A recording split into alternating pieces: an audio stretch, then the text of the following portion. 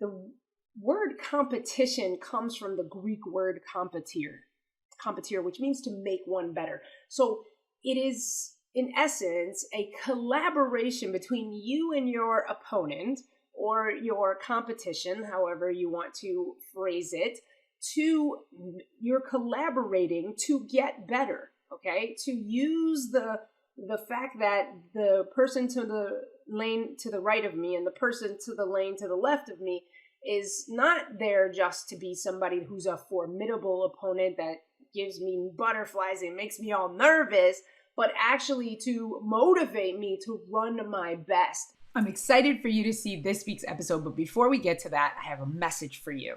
If you're a parent of an elite athlete or a coach of a high-performing team and you're looking for some help or assistance with making them more mentally resilient, perform with more confidence, be more consistent, anything like that, then this is for you.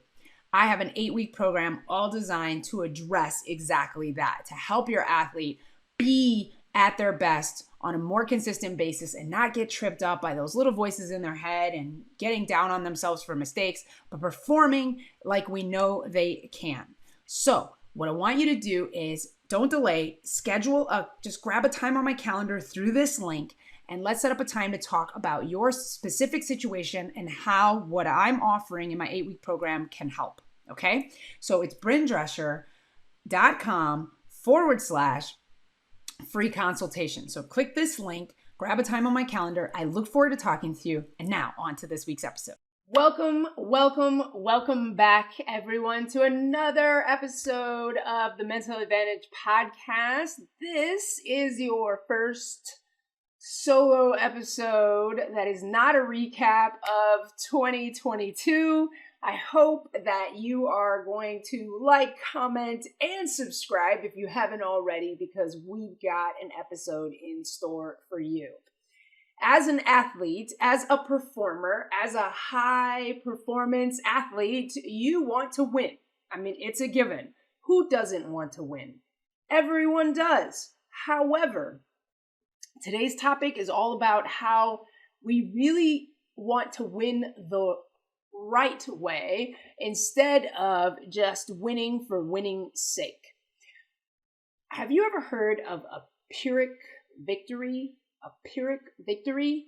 Well, I was having a discussion with one of my athletes, and we were talking about this whole concept of a lot of times when I ask my athletes questions, they will tell me, we won. And it's like, well, I'll be frank. I'm not all that interested in whether you won or lost. It doesn't mean that I don't value winning, of course. I mean, who doesn't want to come out on the victor side of any typical competition? I'm a super competitive person myself. I like to win, right? But I want to earn that win. I don't want to just win for winning's sake and say I won. I'm always reminded of the famous John Wooden quote that says that you can play your best and lose, and you can play your worst and win. And that is what I define a Pyrrhic victory is, which is a victory in name only, where yes, the scoreboard does denote that your side of the match, the game, the event went your way according to the scoreboard. But here's the interesting thing about it. The scoreboard doesn't always tell the full story. And we want to be able to look ourselves in the mirror after any said game, match, event, and be able to say, yeah, I left it all out on the field. So we want to talk about how to have real victories versus a Pyrrhic victory. A Pyrrhic victory, as again, to remind you, is just a name, a victory that is in name only, but doesn't really tell the whole story. Okay, and there's sometimes great sacrifice that goes into that. It's almost like there was nothing really that brought about this joy of winning. You know, it's like when you're playing, if you were, for example, a high school basketball player playing against your 5-year-old little brother, and of course you can easily best him, but I wouldn't think that you would feel that this was a hard-won victory because also your 5-year-old brother is crushed, but you came out a victor. And to the victor goes the spoils. Yay, I won. Yay, I beat this person. But did I earn it? Okay? So when we're talking about being a high-performance athlete, we want to learn how to earn our victories. And we're going to talk about some of that category or some of that qualifications today. So the first thing is that you want to make sure that you're going into the game with some personal goals beside just an end goal of winning, right? Winning is not exactly, let's be honest, an original goal, okay? So if you happen to not be in the world of sports, right, I want to make sure that everybody understands this. Sure, everyone wants to win. There's not many people that engage in competitions, games, sporting events that don't want to win, okay? However, so we want to have our personal goals. So in other words, I, as a track athlete, a former track athlete, obviously my objective was to beat my previous best time. So I could beat all the girls in my heat or even win overall the race for the meet. But the question would be, did I get better? So that's a question you want to have is when you're setting your goals for any particular situation, no matter what sport you're in, football, basketball, wrestling, track, volleyball, tennis, whatever it is, you want to have a personal goal that is tied to, that's going to push you and be just beyond what you've last been able to do. Something that is going to be asking you to sort of pull on your tank to come out with something just a smidge better than your previous outings, okay? So that's important rather than just victory, right? And we have this saying with my athletes, and my other coaches have said it before, but it's skill over scoreboard. Skill over scoreboard. So the scoreboard you may be up, but sometimes when you're up, it still doesn't mean you're playing your best. It doesn't mean that everything is actually being displayed out there as far as potential and capacity. So we want to be able to tap into that and know that in those instances, this is why you want competition that pulls that out of you, right? So one, you want to have a goal that is just above what you've done the previous time. Going back to my track example, I want to maybe improve by 1/10 of a second or something that is going to show that I made the best of this opportunity against I use this competition to make me better, okay?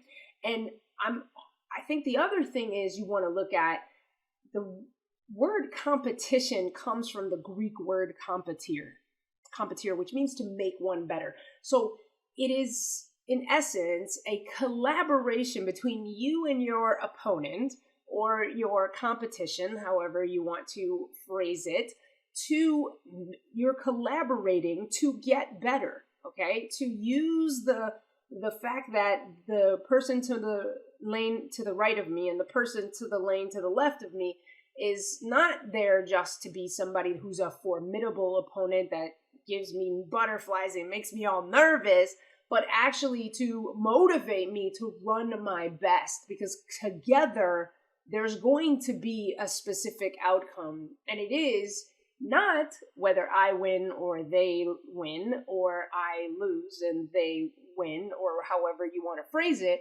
but that either I made them better today or they helped make me better. And it could be both. Okay? So in other words, maybe I don't win, but I run my fastest time I've ever ran. All right? Because of the depth of the competition in the field. Okay? So you do want to have a situation where you're asking yourself, did I make myself better or did they make me better? Okay? Or did they make me better or did I make them better? Excuse me. I'm sorry. I asked that question the wrong way. Did I make them better or did they make me better? And both could be true. both could be true. So one, you want to have a goal that's a personal goal set to improve just a smidge above. Then you want to use the field, the competition, to bring out this level of yourself that maybe you couldn't access alone. Because it is said to be found, right? I remember I ran my fastest time in high school when I was competing as the anchor in the mile relay. When I didn't want to be the anchor, I felt it was too much responsibility. I had never ran anchor before. And, it's an honor to run anchor because you'd be considered the fastest. But I didn't think that I was. I didn't think that I was. I didn't know why my coach had chosen. However, in that race, based on when I got the baton, I had to run my fastest because we were behind. And we were rarely behind in this particular race. But I did not cross the finish line first, okay? Because first and second automatically go to state. We came in third. But what was interesting was, had I ran a 10th of a second slower, we would not have qualified for state. So I responded to the job, I guess, at hand because it was like I had to perform. It was my body just went to work because it knew what it needed to do.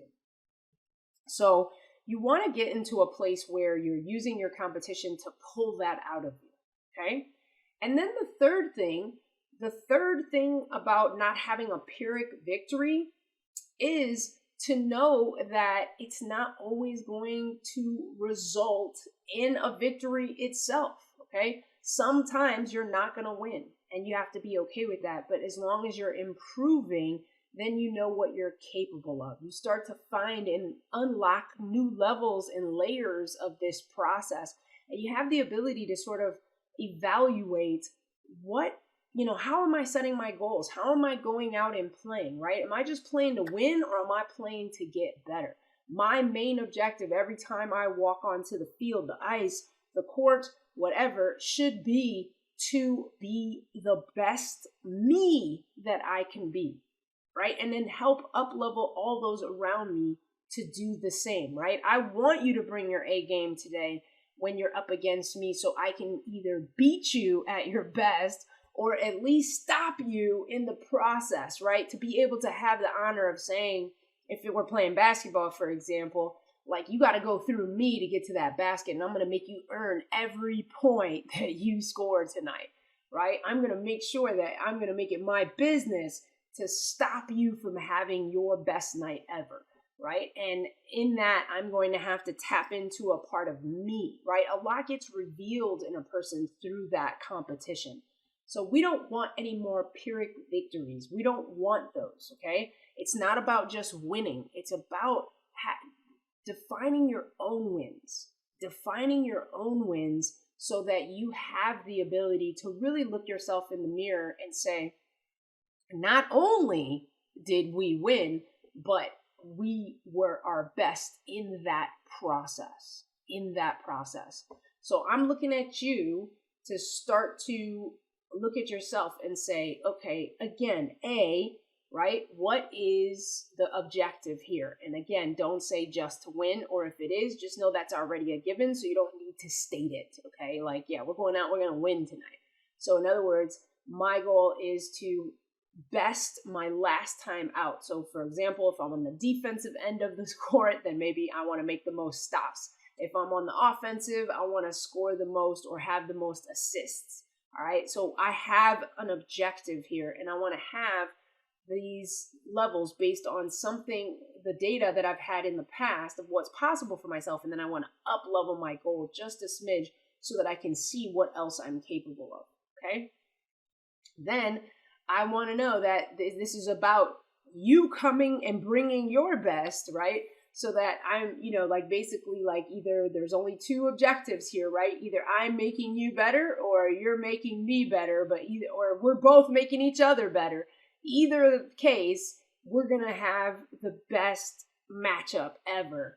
And I want you to bring your best game no matter what, because that way I know I beat you at your best or you beat me at my best. And that's just how it was. Okay? So when it comes to victories, don't be like everyone else and just want to win. Win where you have a real win, which is where you get better, right? What is next, right? Win. What is next? What is the next level that I can achieve, right? That's what I want a win to stand for. What is next level for this? So bring that. No more Pyrrhic victories, just a victory in name only. Anyone can beat certain teams on certain days. Of course, the old saying, any given Sunday, but it's more like we just recently, at the time of recording this, we had Aaron Rodgers and Tom Brady, two of the greatest quarterbacks to play the game, are both going to be sitting at home on Super Bowl night because they didn't win, right? But I know and I hope both of them walked off the field feeling like they played their best that they could have, knowing that this just wasn't their year, but there's always next year, maybe, for Tom Brady, that is. All right, so that is today's episode. It's a short one, but sweet.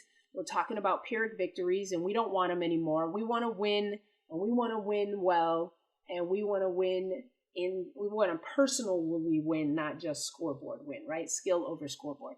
All right. Thank you so much for watching. Again, make sure that you leave a comment below what your biggest takeaway from this episode is. Also, please make sure to share this episode with someone, because sharing is caring.